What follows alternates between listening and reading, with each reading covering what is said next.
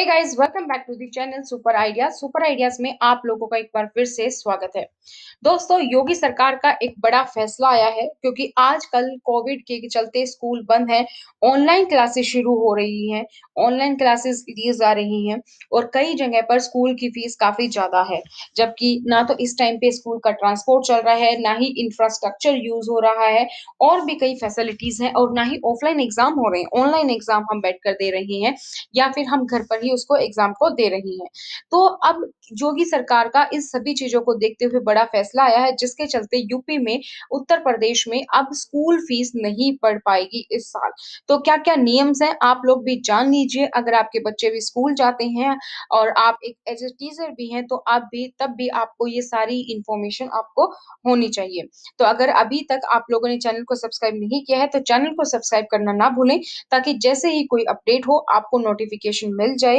और इसके अलावा इस वीडियो को लाइक और शेयर करना ना भूलें, ताकि सभी को सही-सही इंफॉर्मेशन मिले और स्कूल की लूट से वो लोग बच सकें। तो कोरोना वायरस संक्रमण के कारण लंबे समय से प्रभावित चल रही है शिक्षा और शैक्षणिक स्तर के बीच में गुरुवार को योगी आदित्यनाथ ने अभिभावकों और छात्र छात्राओं को बड़ी राहत दी है। और ये राहत क्या है कि प्रदेश के किसी भी विद्यालय में शैक्षणिक 2021-22 में फीस वृद्धि नहीं होगी।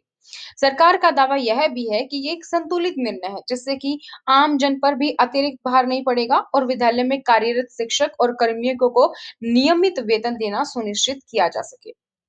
तो प्रदेश के उप मुख्यमंत्री, माध्यमिक और उच्च शिक्षा मंत्री डॉक्टर दिनेश शर्मा ने भी प्रदेश में संचालित हर बोर्ड के स्कूल में शैक्षणिक स्तर 2021-22 में स्कूल की फीस में बढ़ोतरी नहीं कर सकेंगे। यह आदेश दिया है और ये सभी बोर्ड के सभी विद्यालयों पर लागू होगा। सरकार ने ये फैसला कोरोना महामारी के चलते पैदा हुई जो परिस्थिति है उसको देखते हुए लिया गया है।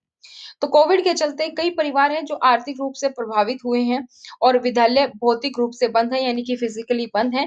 लेकिन अधिकांश जगह अब भी ऑनलाइन जो है वो पठन पाठन कार्य किया जा रहा है, यानी कि ऑनलाइन क्लासेस चालू हैं। तो सभी परिस्थितियों को देखते हुए सरकार ने संतुलित निर्णय लिया, ताकि शिक्षकों का भी ध्यान रखा जा सके और आम जनता है उसका भी ध्यान रखा जा सके। तो मासिक फीस भी दे सकेंगे। क्यों किसी को भी अब विद्यालय बंद रहने की अवधि में परिवहन शुल्क नहीं देना होगा, ट्रांसपोर्ट फीस नहीं देनी होगी। इस दौरान 3 महीने की अग्रिम फीस देने में परेशानी होने पर अभिभावकों को मासिक फीस भी दे सकेंगे।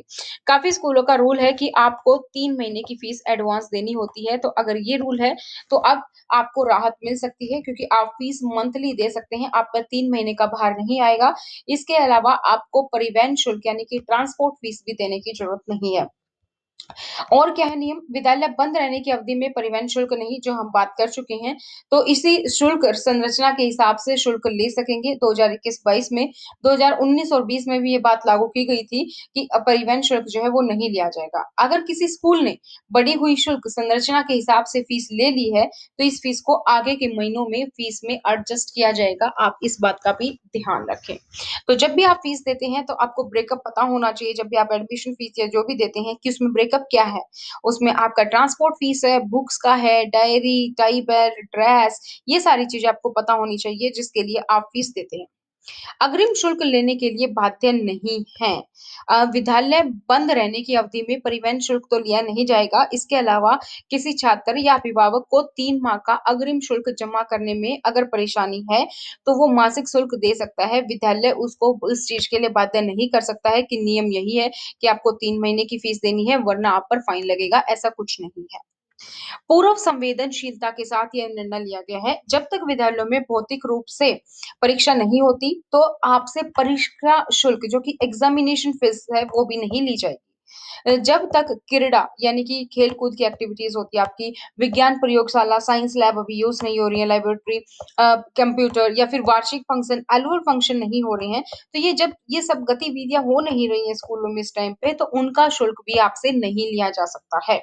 तो सरकार ने कोरोना काल में ये फैसला पूरी संवेदनशीलता के साथ निर्णय लिया है कि अगर कोई छात्र-छात्रा या उनके परिवार का कोई सदस्य कोरोना से संक्रमित है और उसे फीस देने में परेशानी हो रही है, तो वो छात्र या छात्रा लिखित अनुरोध करके उस माह का शुल्क अग्रिम महीनों में मासिक किस्त के रूप में समायोजित कर सकता है, एडजस्टमेंट कर सकता है। तो अगर आपकी फैमिली में किसी को कोविड हो गया है और सिचुएशन फाइनेंशियल कंडीशन अच्छी नहीं है, तो आप उस महीने की फीस को आगे के महीनों में किस्त के रूप में इंस्टॉलमेंट इंस्टॉलमेंट के रूप में, ईएमआई के रूप में भी एडजस्ट कर सकते हैं। तो ये कुछ फैसले हैं जो लिए गए हैं। तो इस आशय का शासन देश इसका निर्देश है कि विद्यालयों में कार्यरत शिक्षण और शिक्षणेतर कर्मियों का वेतन भी नियमित रूप से दिया जाए।